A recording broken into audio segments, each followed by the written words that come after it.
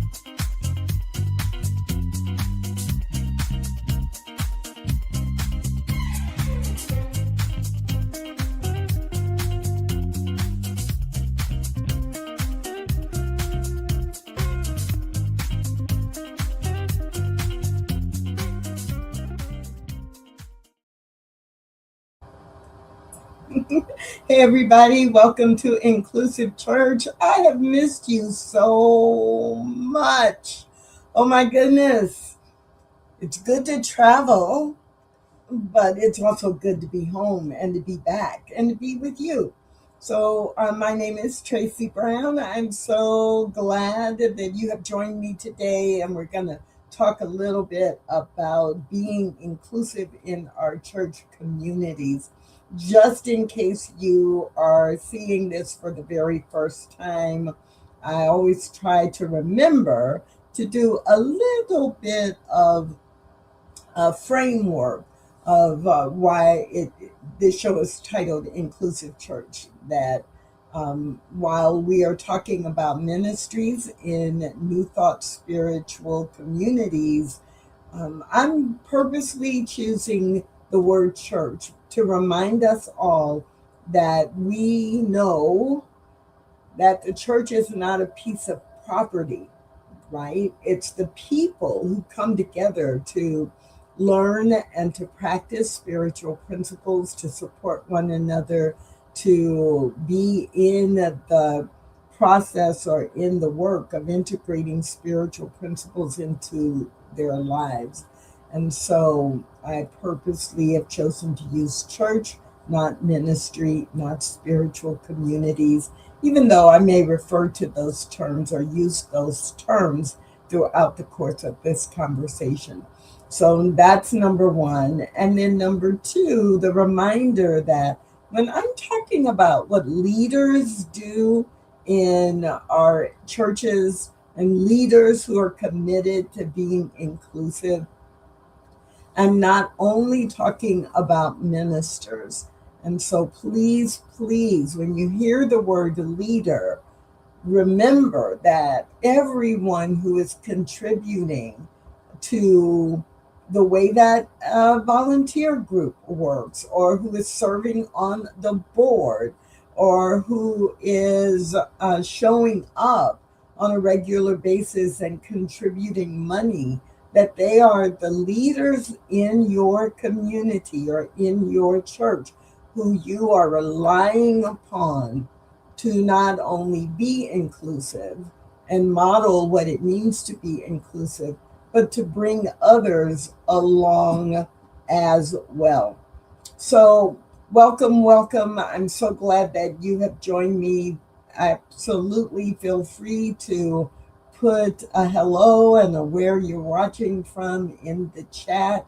And as we go through the next 25 to 30 minutes, also feel free to add any comments in the chat or in the comment section, depending on which platform you are watching. And I can see we have people on Facebook and a couple of different pages. We have some people here who are on YouTube.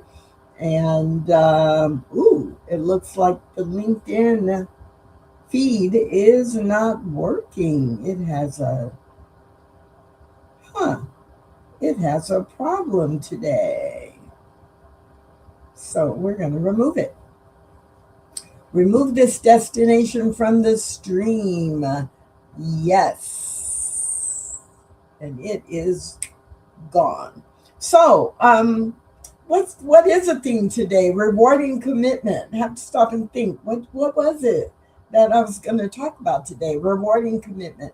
And I love this topic because so often when we are talking about inclusion, we talk about what people should be doing, and we talk about how people should be behaving, and we hardly ever talk about how do they know we value what they are doing. How do the people who are taking the risks, who are having the difficult conversations, how are we rewarding them and recognizing them for what they do? So as we are coming near the end of a calendar year and beginning to think about the next calendar year, I just want to plant this seed so that you can be thinking about how to recognize and reward people in 2026 if you're not already doing it. Now, there's something that's really important about this idea of rewarding the commitment that people show. It's very, very important that we think about what we are recognizing and rewarding. Often we make the mistake of rewarding activity instead of impact, or we reward lip service instead of the actual liberating actions and behaviors. So I want us to be very intentional when we think about what we want to recognize, what we want to reward, and how we want to recognize and reward people. So first and foremost, it won't surprise those of you who hang out with me on a regular basis. First and foremost, we want to be sure that we are rewarding and recognizing people who are integrating the commitment to inclusion, integrating our spiritual principles and our spiritual imperative in what they are doing and in how they are doing it. And so, in your community or your ministry or your church, if you've been doing this work, you have been reminding people consistently about what is the spiritual motivation, what is the spiritual imperative for being inclusive. So you don't want to then start rewarding people or recognizing people who are doing things just either on the surface, or what they have done in the last year has been primarily a reaction to, or some verbal reaction linking your inclusive, your commitment to inclusion to what's happening politically.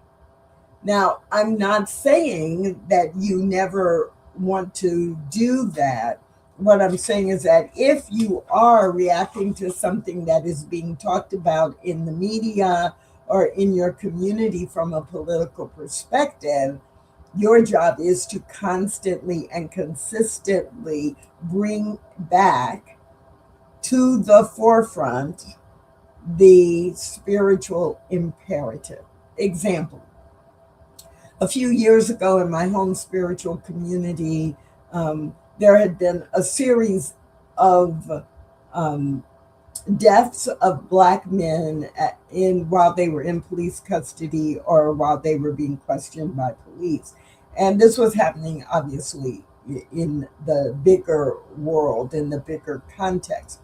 And every time this happened in my spiritual community, we would hold vigil. We would host a circle. We would light candles. We would bring people into a spiritual environment and really grieve together and recommit to doing prayer and other work to change the consciousness that allowed for racism to continue to express itself in this way.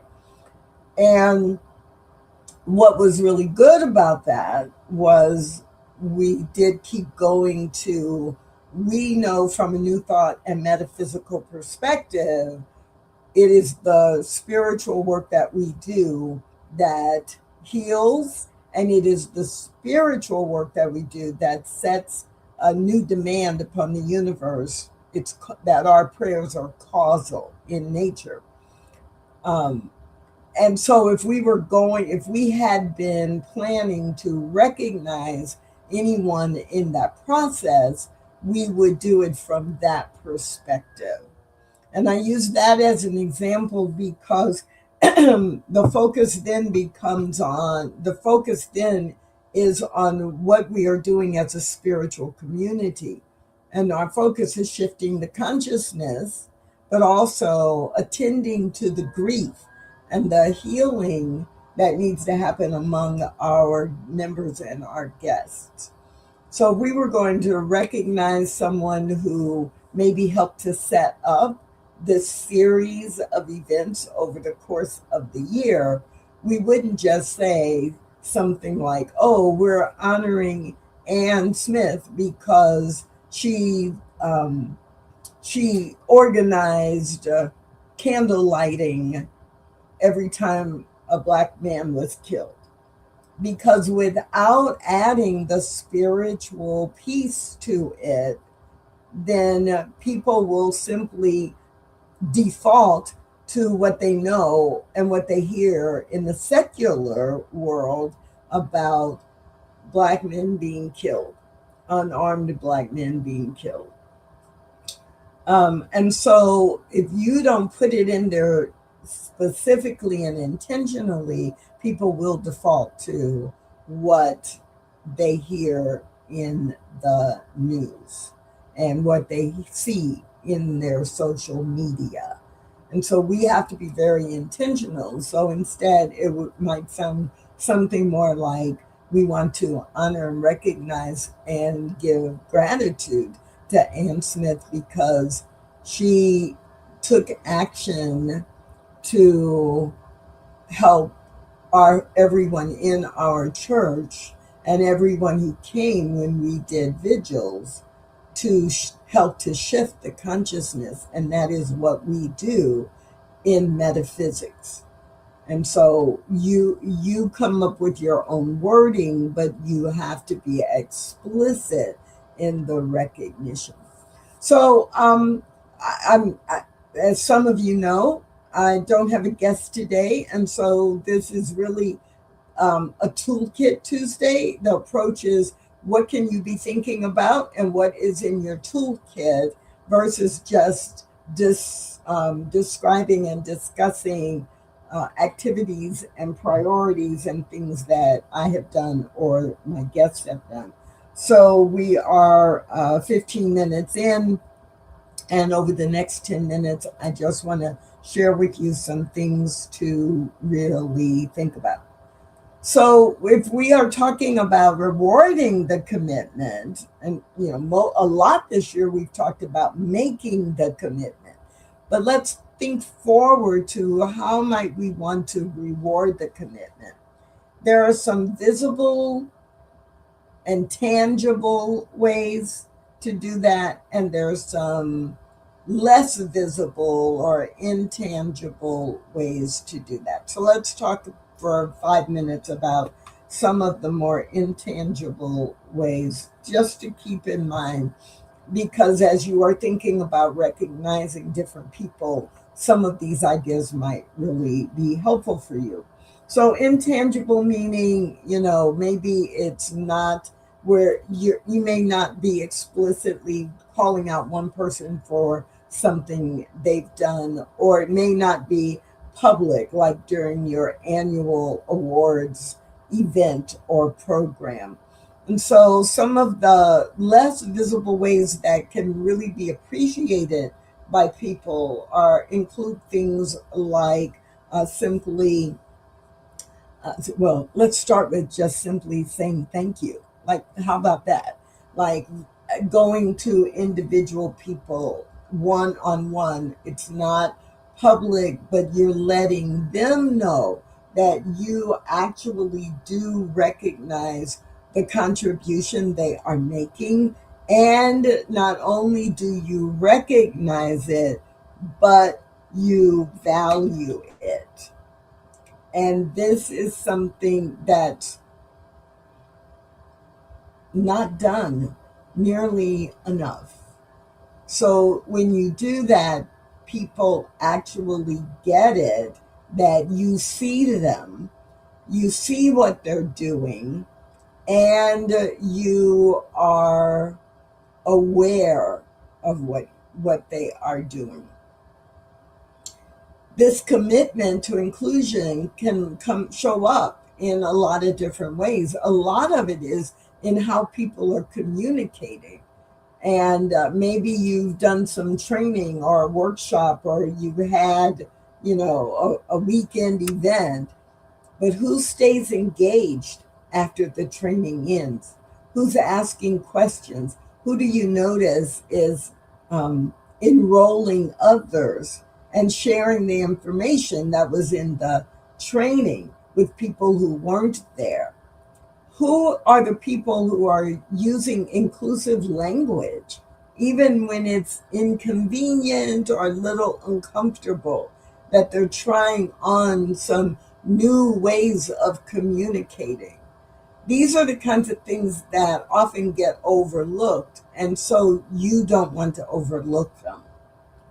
So, public naming with specificity, with specifics of why you are putting their name on a slide. So maybe there was an event and that your church sponsored, and so it's a good thing.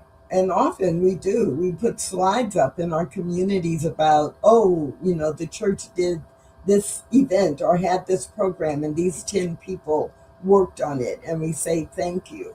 Well, as it relates to inclusion, yes, you want to say thank you, but you do want to give some context. We honor how you showed up for this and give a reason, which is different than, oh, we appreciate what you're doing, and nobody really knows why. Another thing that is a little intangible is spiritual affirmation. So one of the ways you can honor and recognize the commitment that some of the people in your church have is that you can actually create some prayers or some blessings and or simple affirmations that explicitly acknowledge inclusion as sacred work. Now, you could do this just for that group, or, which I've done with one community, the people who are showing commitment, we brought them together and worked with them to create affirmations for the church. And then they got recognized because we brought them together saying, you've been modeling this. We need you to help write the affirmations about what this feels like, what it looks like, how to do it. And then when we distributed the affirmations to the rest of the church, then those 5 people who helped to form the affirmations, they were listed as the team, as part of the team that developed these affirmations. So they got honored by being invited to participate. They were affirmed by being guided, but using their ideas to create the affirmations. And then there was a public acknowledgement because they were then listed as the team. So those are ways to honor and recognize people for what they are doing. Now, the one thing that you want to be careful with any honoring and recognition is you want to be careful that you don't make it just seem transactional, or that the work they've been doing is just like a one-time thing or transactional. So, what are some things you can do that are a little bit more tangible, measurable, visible? Um, of course, on a longer term basis, you actually do want to be looking at your budget for the year and seeing where are we including budgeted items in that are related to inclusion and inclusion work, not just kind of leftovers, or we don't think about it until we need something. And then of course you can go raise the money you need, but you want to do some planning.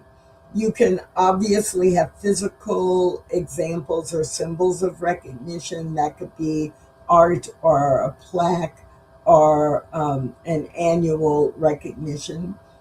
You also can find some either local or regional, either conferences or webinars or workshops, and you can select, 3 people from your church who they've already been doing some work, and you pay for them to get some additional exposure because they are already demonstrating that they are going to be leaders on inclusion in your community. And let's see what else comes to mind. Um, Obviously, you could do stipends or love offerings, or you could tithe to people in your own community.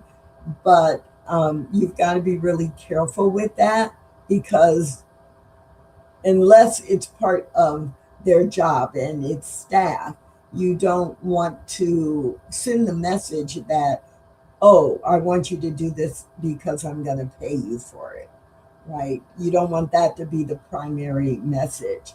On the other hand, you do want to have some money in the budget to support your initiative and to use to recognize people, because if it doesn't show up in your budget, it's probably not truly a priority.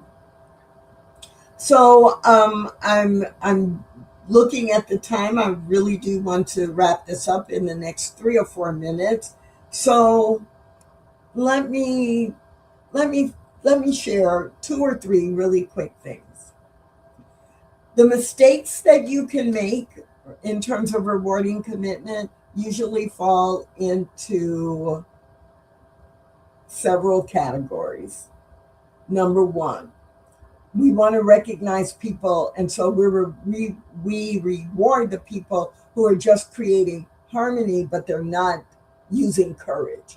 It's like, oh yeah, they're doing the inclusion is a melting pot, and we just all want to get along, kumbaya approach. That's not going to be healthy for you over the long term. The commitment to inclusion does involve conflict and does require courage. So be careful. Are you rewarding someone who's just, making it all nice and sweet? Or are you rewarding people who are taking risks and having difficult conversations? Are you rewarding the people who just stay silent so they seem to be in line? Or are you rewarding people who are telling the truth even though it's hard? Now they're telling the truth in a respectful way, and they're pushing the envelope inside your church community in order to demonstrate spiritual principle. Are you rewarding someone who just has a big personality, or they have a lot of charisma and so people listen to what they say? Or are you rewarding people who are demonstrating accountability for long-term change? So think about what you're rewarding as you are making the decisions that you make about honoring and rewarding commitment. And finally, I think in the next few weeks, I'm going to build this out into a series and have some conversations with people about how they have rewarded people in their churches so that you can have some real life examples. And I will also be developing some ideas of short ceremonies that you could use in your community or language you could use from the platform if you wanted to reward a group of people. So basically, what you bless, you build, right? What you bless, you build. And so you want to bless the activity and the people who are demonstrating what you have set as an intention to be inclusive. And I'll be talking a lot about this topic over the next few weeks, the next couple of months. I'll be coming back to it again and again because I think it's really important and it's so perfect at the beginning of the year to begin to think about what we might want to reward in later in the year, in the summer, or at the end of the year. And before I close, I will talk just a minute about online membership in relation to recognition. Thanks for that comment/request, because I believe that it is important for us to align what we are doing with our in-person participants, members, and guests with what we do with our online or virtual attendees, participants, members, and guests. And when we talk about inclusion, there are ways to measure that and there are ways to notice what's going on. So if we have a lot of online participation, especially if it is from different geographic areas, that's a form of diversity that we want to manage, and we want not manage, that we want to notice, and that we want to call out as an example of the ways that our church is being inclusive. So when we remember that diversity is not just about race, and it's not just about, I guess, race and sexual orientation come up the most. And so it's not only that. It is about geography. It is about age and generations. It's about people with disabilities and people with different abilities. It is about gender identity. It is about languages spoken. It is about socioeconomic status and class, right? It is about so many different elements. So there are ways that that leaders in our spiritual communities can also be noticing those things with online participation and online membership, and engaging people who are online with the same ways that you engage people in person, in terms of getting input, in terms of feedback, in terms of living the principles that we teach and having them model it, like getting examples of how they model it in their lives as well. So thanks a lot for posting that, and I'm glad to speak about that. And as I'm going back to this topic on a regular basis over the next couple of months, I'm making a mental note to actually spend about 15 minutes on this topic alone. So thanks everybody for being with me today. This is The Inclusive Church with Tracy Brown, and you can always find out more by visiting stainedglassspirit.net. And I will see you again next Tuesday right here at noon Mountain Time on the New Thought Media Network. Bye for now. Thanks for watching The Inclusive Church with Tracy Brown. Join us again next week at 12 noon Mountain Time.